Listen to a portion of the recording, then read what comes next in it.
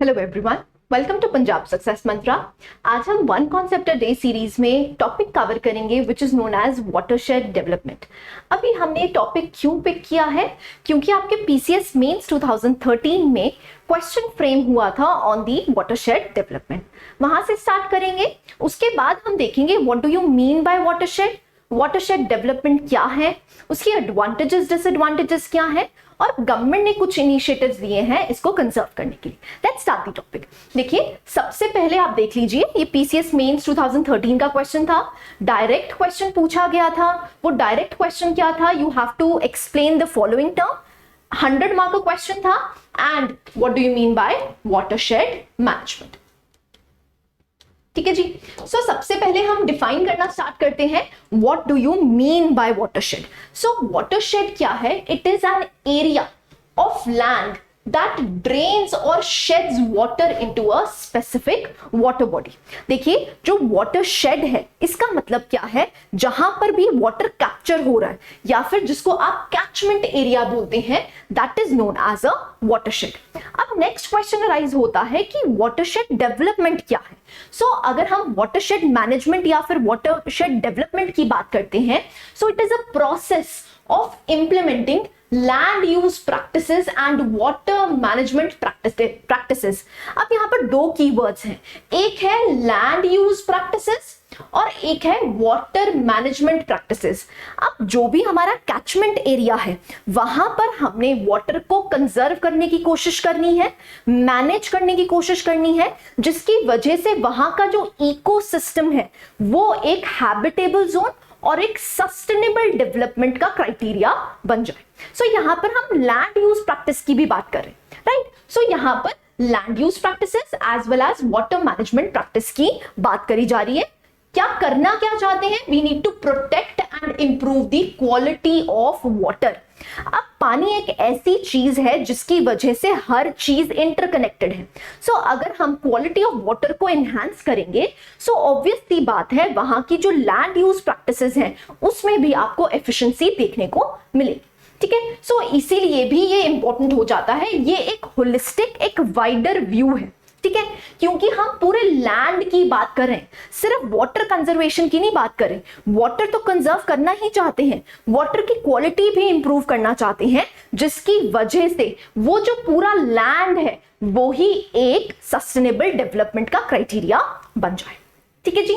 So this is watershed management. अब objectives क्या है वाटरशेड मैनेजमेंट के? सबसे पहले पोल्यूशन कंट्रोल की भी यहां पर बात कर रहे हैं। क्यों? क्योंकि हम क्वालिटी ऑफ वाटर की बात कर रहे हैं। सो हम क्या चाहते हैं कि जो वाटर है it should be pollution free, it should be free from pollutants. So यहां पर पहला क्राइटेरिया है, ऑब्जेक्टिव क्या है कि हम पोल्यूशन कंट्रोल करना चाहते हैं। दूसरा है that is minimising over exploitation of resources. अब क्योंकि यहां पर कंजर्वेशन की बात कर रहे हैं, जब हम कंजर्वेशन की बात कर रहे हैं दैट मींस हम यहां पर ओवर एक्सप्लॉयटेशन ऑफ रिसोर्सेज को घटाना चाहते हैं। ठीक है जी। थर्ड पॉइंट आता है दैट इज वाटर स्टोरेज। अब यहां पर वाटर मैनेजमेंट की भी बात करी गई है, तो जो भी हम वाटर कैचमेंट एरिया से ले रहे हैं उसको हम स्टोर भी कर सकें और जो उसकी क्वालिटी है उसको इंप्रूव कर सके। सो यहां पर फ्लड कंट्रोल की बात करी हो या फिर सेडिमेंटेशन की बात करी हो, वहां पर भी हम उसको रिड्यूस करना चाहते हैं। नेक्स्ट आता है वाइल्ड लाइफ प्रिजर्वेशन। अब देखिए, मैंने आपको बताया वाटर ऐसा रिसोर्स है जिसकी वजह से सारा कुछ इंटरकनेक्टेड रहता है। तो अगर हम वाटर मैनेजमेंट की बात करेंगे तो ऑब्वियस सी बात है वहां का लैंड यूज पैटर्न एफिशिएंट हो जाएगा। तो वहां की जो बायोडाइवर्सिटी है, अब चाहे वाइल्ड लाइफ हो चाहे बर्ड हो, जो भी हो, वहां पर जो लिंक्ड है विद द वाटर वो उनकी भी कंजर्वेशन हो पाएगी, क्योंकि यहां पर इकोसिस्टम जो है वो क्या हो जाएगा? बैलेंस्ड। आई होप यहां तक बात समझ आई है। Next, erosion control and prevention of soil erosion. So यहां पर हम प्रिवेंशन ऑफ सॉइल की बात कर रहे हैं, सॉइल इरोजन जो हो रही है उसको भी हम कंट्रोल करने की बात कर रहे हैं। ठीक है जी। So recharging the ground water to provide regular water supply. अब यहां पर ग्राउंड वाटर रिप्लेनिशमेंट की तो बात कर ही रहे हैं, साथ में हम बात कर रहे हैं पोल्यूशन कंट्रोल। अब क्योंकि अगर पल्यूटेंट्स होंगे तो जो ग्राउंड वाटर है वो भी क्या हो जाएगा, पल्यूटेड हो जाएगा। अब उससे भी हम क्या कोशिश कर रहे हैं कि क्वालिटी ऑफ वाटर को तो इंप्रूव करें ही करें और हम यहां पर रिचार्ज कर पाए ग्राउंड वाटर को। ठीक है जी, so these are the objectives. अब कंपोनेंट्स क्या है, सबसे पहले हम सॉइल एंड वाटर कंजर्वेशन की बात कर रहे हैं। Number 2 we are talking about the plantation. अब क्योंकि अगर हम प्लांटेशन करेंगे, अगर हमारे पास वाटर रिसोर्सेज मैनेज करने की प्रॉपर कंडीशनिंग है तो हम क्या कर सकते हैं, वहां पर प्लांट्स को ग्रो कर सकते हैं, जिसकी वजह से क्या होगा, सॉइल इरोजन कम हो जाएगी। सो लैंड यूज प्रैक्टिस भी एफिशिएंट हो गई, राइट। सो यहां पर प्लांटेशन की बात कर रहे हैं। थर्ड पॉइंट आता है एग्रोनॉमिकल प्रैक्टिसेस। सो यहां पर हम एग्रोनॉमिकल का मतलब क्या होता है, it is derived from two words agriculture and economy. अब अगर हम वाटरशेड मैनेजमेंट की बात कर रहे हैं, सो यहां पर एग्रीकल्चर भी एफिशिएंट होगा। अगर एग्रीकल्चर एफिशिएंट होगा तो it will drastically change the economic status of the farmers. So यहां पर एग्रोनॉमिकल प्रैक्टिसेस की भी बात कर रहे हैं। नेक्स्ट आता है लाइव स्टॉक मैनेजमेंट। अब क्योंकि यहां पर बायोडाइवर्सिटी जो है वो भी एफिशिएंट हो जाएगी तो उसकी वजह से हम किस पे फोकस कर पाएंगे, लाइव स्टॉक मैनेजमेंट पे भी फोकस कर पाएंगे। ठीक है, सो आप देख सकते हैं कितने हमारे पास यहां पर कंपोनेंट्स हैं जिससे हम हर चीज को मैनेज करने की कोशिश कर रहे हैं। ठीक है जी, नेक्स्ट आता है रीन्यूएबल एनर्जी पे भी हम फोकस कर पाएंगे। क्यों, क्योंकि जो वाटर है it is a renewable source, right. Next आता है इंस्टीट्यूशनल डेवलपमेंट्स। अब इंस्टीट्यूशनल डेवलपमेंट्स का मतलब क्या है कि यहां पर अवेयरनेस प्रोग्राम्स या फिर लोकल पीपल के साथ हम मिल के क्या कर सकते हैं, इस सिस्टम को, वाटरशेड मैनेजमेंट को और भी ज्यादा एफिशिएंट बना सकते हैं। ठीक है जी, so these are some of the components of watershed management. अब गवर्नमेंट ने कौन सा इनिशिएटिव लिया है, that is integrated watershed development programme, IWDP। अब क्या है, it is the under the department of land resources under the ministry of rural development. Very very important, आपसे पूछ सकते हैं कि ये जो इंटीग्रेटेड वाटरशेड डेवलपमेंट प्रोग्राम है ये कौन सी मिनिस्ट्री चलाती है, that is ministry of rural development. ठीक है जी, सो कब करा गया था, इसको लॉन्च कब किया गया था, इट इज 2009 एंड 2010, जिसका ऑब्जेक्टिव क्या है, to cover 55 million hectares of rain fed land by 2027। So जहां पर भी रेन फेड लैंड है वहां पर हम वाटरशेड मैनेजमेंट की बात कर रहे हैं। तो वाटर को तो कंजर्व करना ही करना है, साथ में जो भी उसके कंपोनेंट्स हैं उसको भी एफिशिएंट बनाना है। ठीक है जी, नेक्स्ट आता है the IWMP is the second largest watershed program in world after China. So China में भी इसको बनाया गया है और यहाँ पर इंडिया की अगर हम इंटीग्रेटेड वाटरशेड डेवलपमेंट प्रोग्राम देखते हैं, it is world's second largest. ठीक है जी, नेक्स्ट अब इसका क्या मकसद क्या है, it needs to restore the ecological balance. अब यहां पर हम कंजर्वेशन टेक्निक्स अप्लाई करके या फिर हम मैनेजमेंट टेक्निक्स अप्लाई करके करना क्या चाहते हैं, उस इकोसिस्टम को, उस इकोलॉजी को हम क्या करना चाहते हैं, बैलेंस करना चाहते हैं। ठीक है, सो यहां पर हम इकोलॉजिकल बैलेंस की बात कर रहे हैं। एक वाटर एज अ रिसोर्स लेके हम सारे जितने भी रिसोर्सेज हैं उसको लिंक करना चाहते हैं, जिसकी वजह से वो जो इकोसिस्टम है वो काफी ज्यादा एफिशिएंट हो जाए। ठीक है जी, नेक्स्ट आता है the programme is being implemented in all the states of the country which is financed by the central and the state governments in the ratio of 90:10। Again आपसे एक प्रीलिम्स क्वेश्चन पूछ सकते हैं कि जो इंटीग्रेटेड वाटरशेड डेवलपमेंट प्रोग्राम है वो क्या है और इसको फंडिंग कैसे दी जाती है। तो 90:10 में दी जाती है। 90 is provided by the central government, 90% of the funds is provided by central government and 10% of the funds is provided by the state. ठीक है जी, so this is the programme which is launched by government of India. अब कुछ other initiatives हैं जो individual state governments ने अपने basis पे किए हैं। फॉर एग्जाम्पल पहला आता है हरियाली। अब जो हरियाली है वो सेंट्रल गवर्नमेंट का एक प्रोजेक्ट है जो कि एम करता है that enables the rural population to conserve water।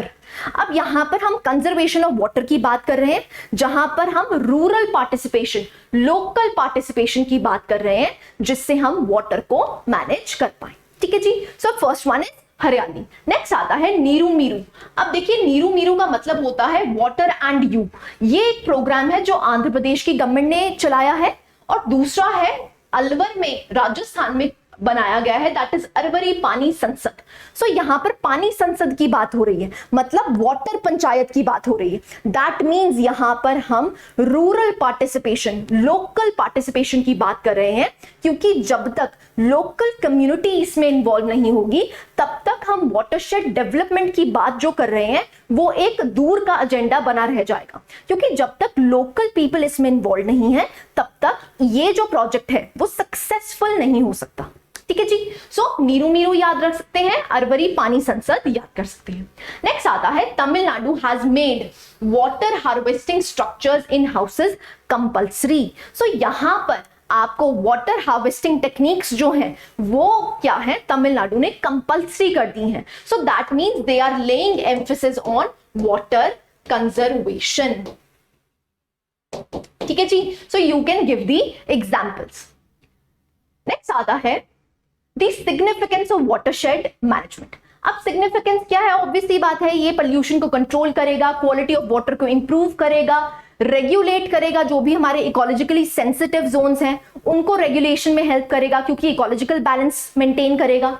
ऐसे ही it enhances the partnerships among the stakeholders, जो भी स्टेक होल्डर्स हैं, क्योंकि सेंट्रल गवर्नमेंट या स्टेट गवर्नमेंट अपने आप कुछ नहीं कर सकती जब तक लोकल पार्टिसिपेशन नहीं है। सो यहां पर अवेयरनेस प्रोग्राम्स की वजह से आप लोकल पार्टिसिपेशन को इंक्रीज कर सकते हैं। ऐसे ही इंक्लूसिव ग्रोथ में भी हेल्प करेगा, क्योंकि आप एक रिसोर्स को सेंटर पॉइंट लेके सारे रिसोर्सेज को कंजर्व कर सकते हैं।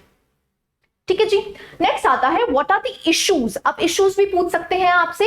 सबसे पहले प्रोजेक्ट रिलेटेड इश्यूज। अब प्रोजेक्ट रिलेटेड इश्यूज में क्या हो सकता है, या तो फंडिंग में प्रॉब्लम हो सकती है या फिर पार्टिसिपेशन में प्रॉब्लम हो सकती है, कि जो लोकल बॉडीज हैं वो ही इतना ज्यादा इनिशिएटिव नहीं ले पा रही। ठीक है जी। So number 1 is project related issues. Next आता है lack of support from legislations. अब एज सच जैसे हमने पढ़ा कि तमिलनाडु ने कंपल्सरी किया है कि आपको अपने घरों में क्या लगाना है, दैट इज वाटरशेड मैनेजमेंट करनी है, मतलब रेन वाटर हार्वेस्टिंग करनी है। सो यहाँ पर जो लेजिस्लेशंस हैं वो काफी ज्यादा वीक हैं, जिसकी वजह से प्रॉपर इंप्लीमेंटेशन नहीं हो पा रही। ठीक है जी। नेक्स्ट आता है weak institutional base. Again institution ऐसे डेवलप नहीं है जहां पर अवेयरनेस को हम फैला सकें। Programmes non inclusive of reserved forest lands. जो भी रिजर्व्ड फॉरेस्ट लैंड्स हैं, फॉर एग्जांपल नेशनल पार्क्स या वाइल्ड लाइफ सैंक्चुरीज, वो इसमें इंक्लूडेड नहीं है, जिसकी वजह से जो इसकी इफेक्टिविटी है वो थोड़ी रिड्यूस हो जाती है। तो यहां पर सजेशन क्या होगा कि जो भी रिजर्व्ड फॉरेस्ट लैंड्स हैं उसको भी आप वाटरशेड डेवलपमेंट के क्राइटेरिया के अंडर लेके आए। ठीक है जी। So these are the issues. Now what is the way forward. सबसे पहले क्या है, that is build local partnerships. जब तक लोकल पॉपुलेशन यहां पर एनरोल्ड नहीं होगी, पार्टिसिपेट नहीं करेगी, तब तक ये जो प्रोग्राम है वो सक्सेसफुल नहीं हो पाएगा। Next, determine priorities for action. कहां पर ऐसे प्रायोरिटी एरियाज हैं जहां पर वाटरशेड डेवलपमेंट की डायर नीड है, तो सबसे पहले आप वो डिस्ट्रिक्ट्स को चूज कर सकते हैं और वहां पर वाटरशेड डेवलपमेंट का एक मॉडल तैयार कर सकते हैं जो कि दूसरे डिस्ट्रिक्ट्स में भी इंप्लीमेंट हो सकता है। थर्ड आता है conduct educational programmes. So this is awareness programmes. So awareness में आप क्या कर सकते हैं, जो भी लोकल पीपल हैं या फिर जो स्टूडेंट्स हैं वहां पर आप वाटरशेड डेवलपमेंट की एडवांटेजेस बता सकते हैं। नेक्स्ट आता है that is effective implementation and follow up. अब इंप्लीमेंटेशन प्रॉपर हो सके और फॉलो अप भी हो, तो यहां पर ऑडिटिंग का आप एक स्कोप रख सकते हैं, रादर सोशल ऑडिटिंग। ठीक है जी। And the last one is long term monitoring of watershed resources. अब जो भी वाटरशेड रिसोर्सेज हैं उनकी लॉन्ग टर्म मॉनिटरिंग की जाए, क्योंकि जब तक मॉनिटरिंग प्रॉपर नहीं है इंप्लीमेंटेशन नहीं हो पाएगी। ठीक है। So these are some of the steps in the way forward. ठीक है जी। So this was the holistic coverage of watershed development. I hope you like the lecture. Thank you very much.